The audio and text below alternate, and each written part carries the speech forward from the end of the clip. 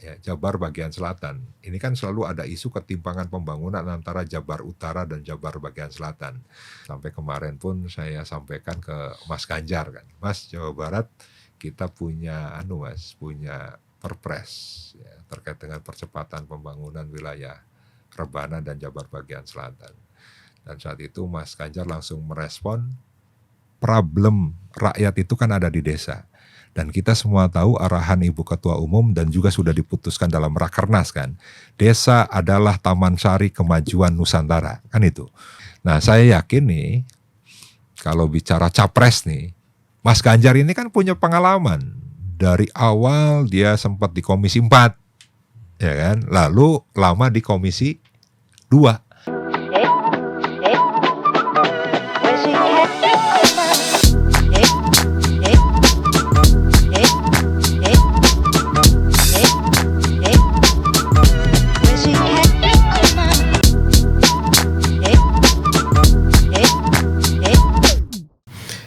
Kang Ono, satu lagi soal calon daerah otonomi baru.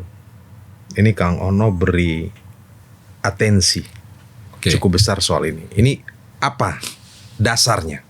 Nah sekarang Jawa Barat ya. Jawa Barat itu jumlah penduduknya hampir 50 juta. Kita ada 27 kabupaten kota.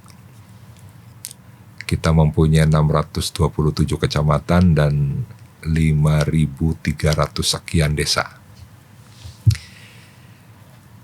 Jawa Barat saat ini penduduk miskinnya masih sekitar 4 juta.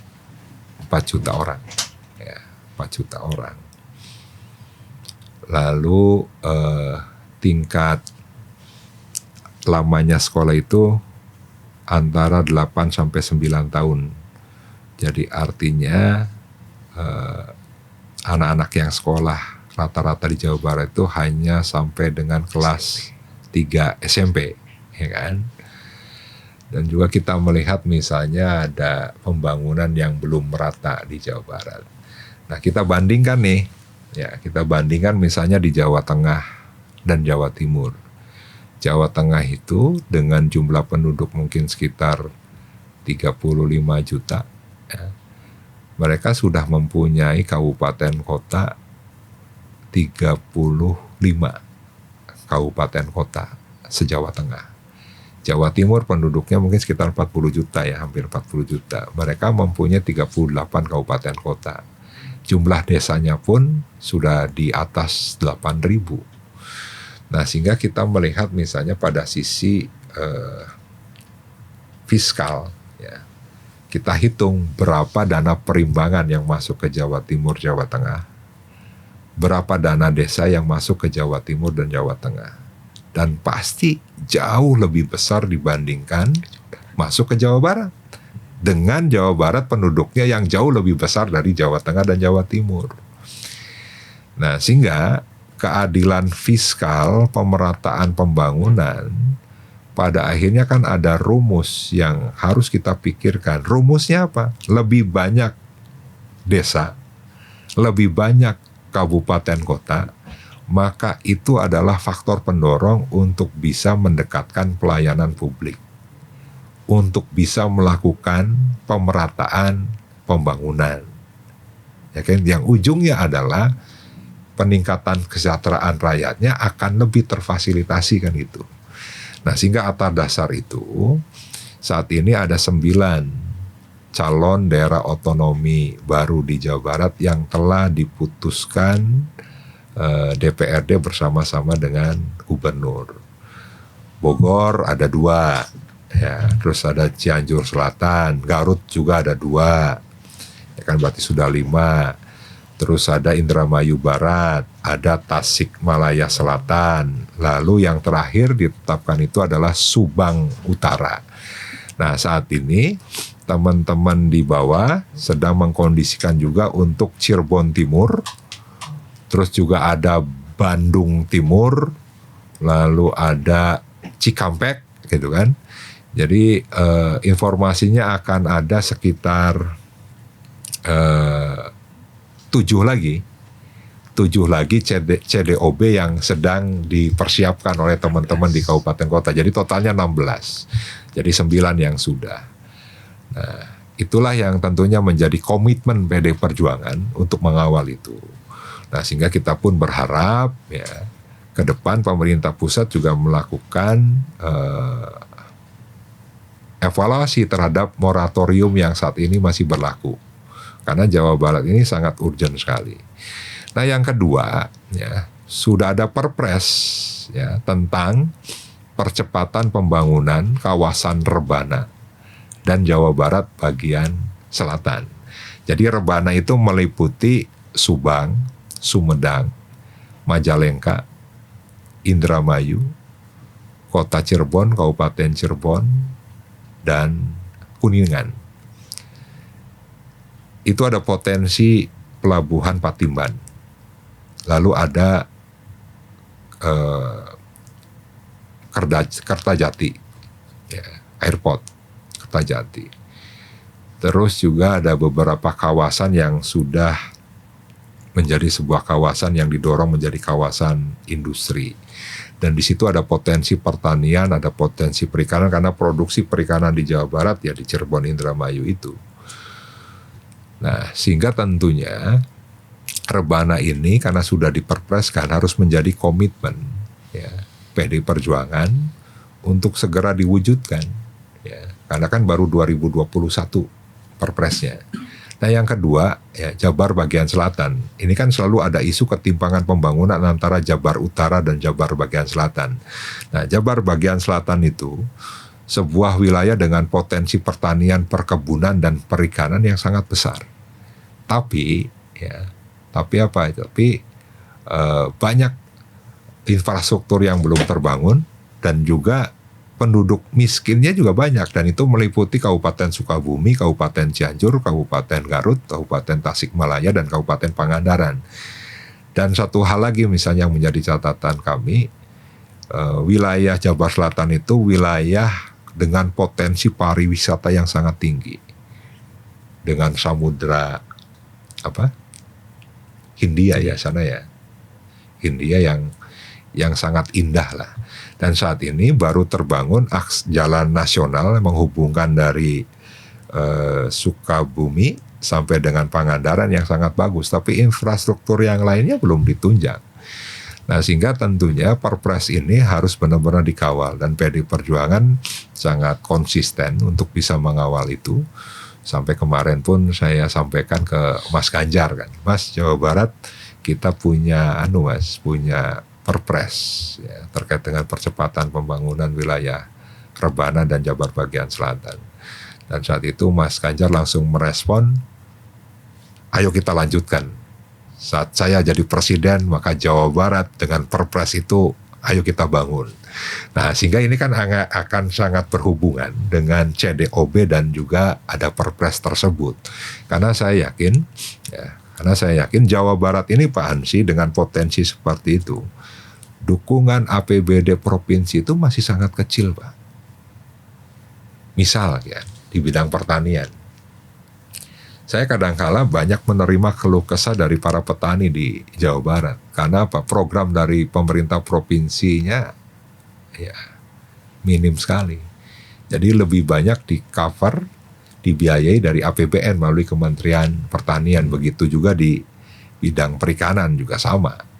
Dan kalau kita lihat misalnya secara umum bahwa Provinsi Jawa Barat itu walaupun APBN-nya mungkin lebih besar daripada Jawa Timur, APBD provinsinya lebih besar dari Jawa Tengah dan Jawa Timur, tapi kalau di total Pak, ya dana desa, dana perimbangan yang masuk ke kabupaten kota, atau yang masuk ke provinsi, tiga ini digabung, maka Jawa Barat ini tertinggal dibandingkan Jawa Tengah dan Jawa Timur. Maka harus 16 DCOB itu. Betul, dan PD Perjuangan benar-benar konsisten ya untuk mengawal itu. Dan saya sudah diskusi dengan Mas Ganjar, saya diskusi dengan teman-teman di DPR RI khususnya yang berkaitan dengan otonomi daerah ya, dengan Balek. Kebetulan Pak Nurdin wakil ketua Balek itu kan dapilnya dapil Jawa Barat. Ada misalnya Ibu Seli juga gitu kan, Ibu Diah Pitaloka juga, makanya saya sudah bicara ke beliau, ayo kawal Jawa Barat. Jadi kalau di Jawa Barat nih Pak Ansy ya, kalau dikaitkan dengan Perpres tadi terkait dengan percepatan pembangunan kawasan Rebana dan Jabar bagian selatan, terus dikaitkan juga dengan pemberdayaan desa. Karena desa ini kan bagaimanapun juga pemerintahan yang paling bawah, yang langsung berinteraksi dengan rakyat. Segala problem rakyat itu kan ada di desa. Dan kita semua tahu arahan Ibu Ketua Umum dan juga sudah diputuskan dalam Rakernas kan.